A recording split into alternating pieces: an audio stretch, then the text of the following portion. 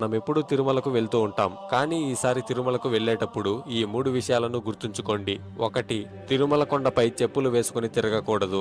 ఎందుకంటే తులసి ఇచ్చిన శాపం వల్ల విష్ణుమూర్తి శాలిగ్రామ శిలగా మారాడు. తిరుమల కొండ కూడా అలాంటి శాలిగ్రామ శిల లాంటిదే. అందువల్ల తిరుమలపై చెప్పులు ధరించి తిరగకూడదు.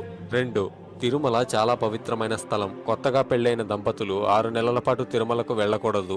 ఎందుకంటే తిరుమలకు వెళ్లే వారికి ఆ గోవిందుడి మీద భక్తి తప్ప ఇంకేమీ మనసులో ఉండకూడదు. కొత్తగా పెళ్లైన దంపతులకి మనసులో కామవాంఛలు ఎక్కువగా ఉంటాయి. అందువలన కొత్తగా పెళ్లైన దంపతులు 6 నెలల పాటు తిరుమలకు వెళ్ళకూడదు.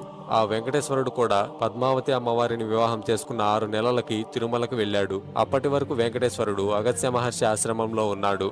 3. ప్రతి రాత్రి బ్రహ్మతో పాటు మిగతా దేవతలందరూ స్వయంగా స్వామివారిని అభిషేకిస్తారు. అందుకోసం ఆలయాన్ని మూసే ముందు గర్భగుడిలో కొన్ని పుష్పాలని అలాగే కొంత నీటిని ఉంచుతారు. తరువాత మరుసటి రోజు ఆ నీటిలో మరికొంత నీటిని కలిపి